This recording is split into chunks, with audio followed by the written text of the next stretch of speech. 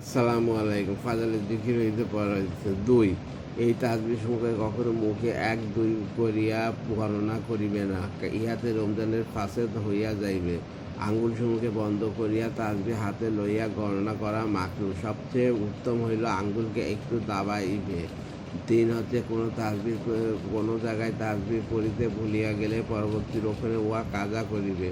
তবে রুকু হইতে উঠিয়া ২ সেজদার মাঝখানে বা প্রথম তৃতীয় রাকাতের পরে বসিয়া কাজা করিবে না।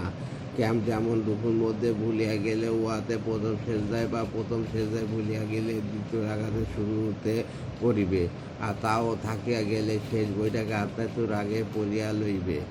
৪ কোনো কারণবশত সুহুর সেজদা অজীব হইলে সেই সুহুর সেজদার ভিতর পড়িবে না, আগে কোথাও থাকিয়া গেলে উহার মধ্যে পড়িয়া যায়। ৫ কোনো হাদিসে আসিয়াছে তাশাহুদের পর সালাম ফিরাইবার আগে এই দোয়া পড়িবে।